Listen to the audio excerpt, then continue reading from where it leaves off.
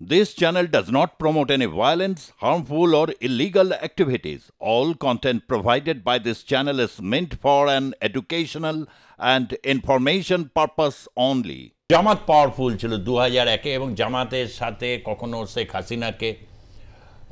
হাসিনা যখন ভারত থেকে ফিরে যখন বাংলাদেশের রাজনীতিতে প্রবেশ করছেন তাকে হিজাব টেনেই ভোটে লড়তে হয়েছিল, স্পষ্ট নির্দেশিকা ছিল। তারপর ধীরে ধীরে তার ক্রম উত্তরণ ঘটেছে, কিন্তু জামাতও নিজেকে মডিফাইড করে যে জায়গায় করেছে বিএনপি অস্বীকার করতে পারেনি। কিন্তু এই যে সাম্প্রতিক যে ঘটনার কথাটা উল্লেখ করছি, কোথাও কি তিতিবিরক্ত বাংলাদেশের মানুষ তারা সত্যিকারের এবার একটা রেজিস্ট্যান্সের দিকে, এবং তারা তো একটা বড় অংশ তো প্রতারিত হলেন। এই প্রশ্নটা তো আমরা করছি না, বাংলাদেশের বিভিন্ন জায়গা থেকে আসছে, তারা মিছিল মিটিং করছেন যে তারা আহত হলেন, নিহত হলেন, কিন্তু কি পেলেন? আজ রেজিস্ট্যান্সটা এটাও কি এই জায়গায় স্টিয়ার করছে, যেটা জামাতের কাছে প্রকৃত অশনি সংকেত? কারণ পিপলস রেজিস্ট্যান্সের সামনে জামাত হয়তো সেভাবে কখনো পড়েনি। ইয়েস, জামাত কিন্তু যে রাজনীতিটা করতো চোরাগুপ্ত রাজনীতি যেটাকে বলে, আন্ডারগ্রাউন্ডে থেকেই করতো, এবং তাদের যে ঘাড়ে বন্দুক রাখতো একদম, বন্দুক রাখতো, এবং তাদের যে প্রধানকে ফাঁসিতে মানে ঝোলানো হয়েছিল কয়েক বছর আগে, এবং তাদের অনেক যারা ক্যাডার বেস্ট এটা পার্টিটা, তো অনেকদেরকে জেলে পাঠানো হয়েছিল। আমরা জানি দুষ্কৃতি অনেক রয়েছে জামাতে, কিন্তু তারা সংখ্যায় কম কিন্তু খুবই ভিজিবল এবং খুব অ্যাক্টিভ, ফলে তাদেরকে দেখা যায়। কিন্তু বাস্তব রাজনীতির সাথে তাদের কিন্তু লিঙ্ক নেই। অর্থাৎ বাংলাদেশে যেটা দেখছি সোশ্যাল মিডিয়াতে, বিভিন্ন মিডিয়াতে, এটা কিন্তু পুরো বাংলাদেশের চিত্র নয়। অর্থাৎ তারা অ্যাক্টিভ বলে তার মানে এই নয় যে বাংলাদেশ আগামী দিনে এই রিলিজিয়াস মাস্টারদের দ্বারা পরিচালিত হবে, এটা কিন্তু নয়। ধরুন জামাতের যদি সদস্য সংখ্যা থাকে 100 জনে অ্যাক্টিভ, যদি আওয়ামী লীগের সদস্য সংখ্যা থাকে 500, তাদের মধ্যে হয়তো 50 জন অ্যাক্টিভ, বাকিরা কিন্তু চুপচাপ আছে, তারা শান্তিপ্রিয়, তারা জীবনের নিরাপত্তার জন্য বাইরে যায় না। জামাত কিন্তু মরবো বা মারবো এই রাজনীতি বিশ্বাস করে। সুতরাং এই যে সোশ্যাল মিডিয়ার দাপাদাপি দেখে, আস্ফলন দেখে আমরা কিন্তু এটাই সিদ্ধান্ত আসতে পারি না জামাত আগামী নিয়ে লিড করবে। তারা কেন দেরি করছে? এইভাবে বিভিন্ন মেকানিজমগুলোকে চেঞ্জ করবে, তারা করে সংবিধান সংশোধন, বর্ণন, অ্যাডমিনিস্ট্রেটিভ রিফর্ম করে তারা এমনভাবে করবে যাতে করে ইলেকশনটা ঠিক না হয়, এবং ইলেকশন হলেও মেইন স্ট্রিমের দলগুলো পার্টিসিপেশন না করতে পারে, সেই সুযোগে তারা ক্ষমতা দখল করবে। বকলমের শরিয়ার রুলটা লটা আনতে পারে কিনা সেটা চেষ্টা করছে, এই জন্য লিঙ্গারিং করছে, চেষ্টা অনেকদিন ধরে করছে, কিন্তু পুরোপুরি সফল হতে পারবে না। তারা মানে করা মুশকিল আছে। বাংলাদেশের হিস্ট্রিতে এটা খুব খুব একটা ইউনিক ব্যাপার। 1820 সাল থেকে কিন্তু এরকম ট্রেন্ড আছে। আমরা ফরাজি আন্দোলনটা ভুলে যাই, বাংলাদেশের ইস্টবেঙ্গলই ছিল, ফরিদপুর, ঢাকা, বরিশালের ছিল ফরাজি আন্দোলন। হাজী শরীয়তুল্লাহ হজ করে এসে উনি প্রথম ওয়াহাবি সালাফি ইসলামের উদ্বুদ্ধ হলেন। তা না হলে ইস্ট পাকিস্তান বা ইস্ট বেঙ্গল যেটা বাংলাদেশ আজকে, সেটা সবসময় বুদ্ধিস্ট আর তারপরে একটা সুফি ইসলামের সবসময় পীঠস্থান।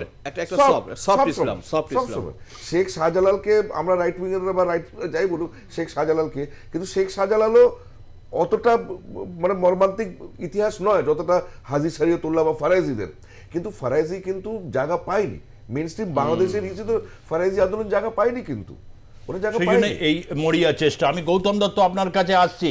এই যে একটা জায়গা থেকে দাঁড়িয়ে কোথাও তৌহিদ হাসান তিনি বলছেন যে ভিসা সীমান্তবর্তী জায়গায়, উত্তরবঙ্গের একটা বড় সীমান্ত রয়েছে, আমরা জানি যে সীমান্তের জায়গাগুলো বা এখানকার সীমান্ত বা কলকাতা শহরে যারা বাংলাদেশ থেকে ভিসা নিয়ে আসতেন, মেডিকেল ভিসা সংখ্যা এতটা কম, আজকে চোখের নজরেই আর পড়ছে না তাদেরকে।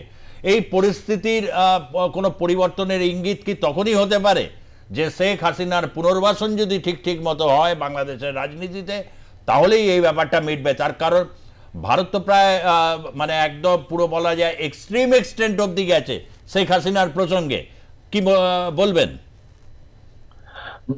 আমি আপনাদের বলি যে 2023 সালে আমরা যদি একটু লক্ষ্য করে দেখি তাহলে দেখব প্রায় পরিসংখ্যানগত ভাবে বলা যায় যে প্রায় 16 লক্ষর কাছাকাছি মানুষ ভিসা পেয়েছিল, এবং 2024 সালের আগস্ট মাস পর্যন্ত যদি আমরা উল্লেখ করে দেখি তাহলে দেখবো প্রায় 8 লক্ষর কাছাকাছি ভিসা পেয়েছিল।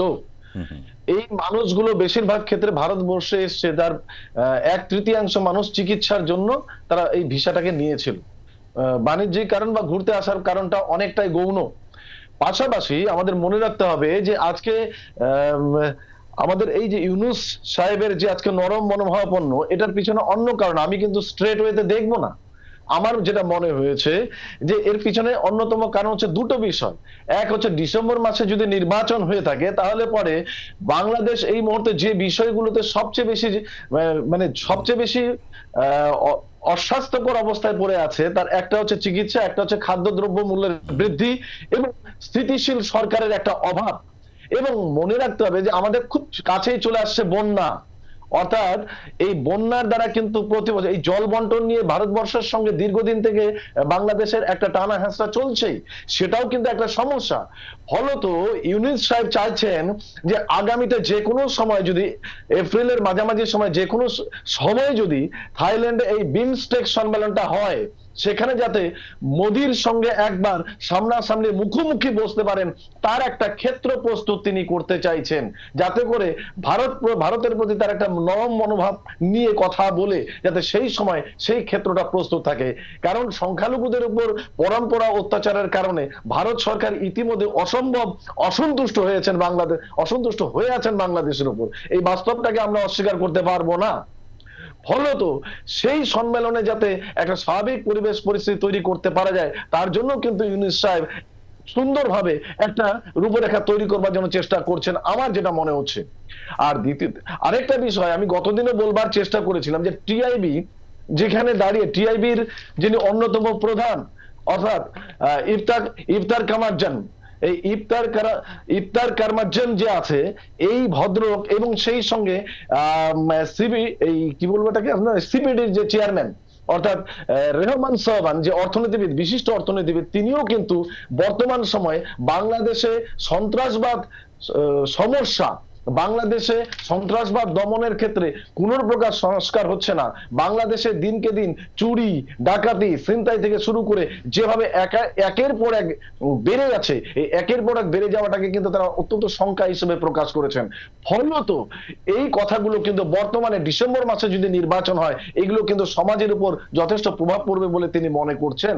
ফলে এই সময় বাংলাদেশে স্থিতিশীল পরিস্থিতি তৈরি করাটা হচ্ছে সবচেয়ে কি বলবো সমস্যার নিরসন করাটা তার পক্ষে সবচেয়ে বেশি জরুরি হয়ে দাঁড়িয়েছে। সেই জন্য তিনি ভাবছেন যে এই মুহূর্তে যদি আমি সেই কাজগুলোকে করতে পারি, কারণ অনেকেই যারা বলছেন যে ব্যানারের পরিবর্তন হয়েছে কিংবা ব্যক্তির পরিবর্তন হয়েছে কিন্তু চরিত্রের পরিবর্তন কতটা হয়েছে এটা কিন্তু বাংলাদেশের মানুষ মেনে নিতে পারছে না।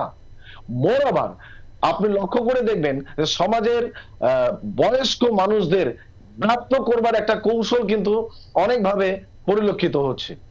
জামাতের সঙ্গে বিএনপির সম্পর্ক অত্যন্ত খারাপ। শুধু তাই না, নতুন যে ছাত্ররা নিজেরা দল তৈরি করেছে জাতীয় নাগরিক পার্টি, এই জাতীয় নাগরিক পার্টির ভেতরটা কতটা অসার সেটা বোঝা যায় তাদের যখন ছাত্র সংগঠন কমিটি গঠন করা হয়, নিজেরা নিজেদের মধ্যে মারপিট করতে ব্যস্ত। এটা কিন্তু বিভিন্ন ইলেকট্রনিক্স মিডিয়ার মধ্যে দিয়ে গোটা বাংলাদেশের মানুষরা, ভারতবর্ষের মানুষও তা ইতিমধ্যে দেখে ফেলেছে। ফলে বাংলাদেশের মানুষও কিন্তু অনেকটা শঙ্কায় রয়েছে। এই জন্য কিন্তু ইউনূস সাহেবকে প্রচন্ড বেশি স্বাভাবিক পরিস্থিতি তৈরি করবার জন্য ভারতের প্রতি আগ্রহী মনোভাব দেখিয়েছেন। আমি আপনাদের এই চ্যানেলে বসেও বলেছিলাম যে বাংলাদেশের যিনি সেনাপ্রধান প্রথম থেকে 5 আগস্টের পরে থেকে যদি আপনি লক্ষ্য করে দেখেন, আজ পর্যন্ত ভারত বিদ্বেষ কোনো কথা কিন্তু তার মুখ দিয়ে উচ্চারিত হয়নি। ফলে বাংলাদেশের সেনাপ্রধানকে সরাবার একটা কৌশল তো আছেই, এবং সেই কৌশলটাকেও কিন্তু তিনি সুকৌশলে খেলবার চেষ্টা করবেন। অনেকগুলো প্রেক্ষাপট তার সামনে দাঁড়িয়ে আছে। চিকিৎসা, খাদ্য দ্রব্য মূল্য বৃদ্ধি, স্থিতিশীল সরকার তৈরি করতে গেলে ভারতের সঙ্গে সুসম্পর্ক বজায় রাখতে হবে এবং বিমস্টেক সম্মেলনে যাতে মোদি সাহেবের সঙ্গে, মোদিজির সঙ্গে মুখোমুখি বসবার একটা প্রেক্ষাপট তৈরি হয়, সেটা হচ্ছে তার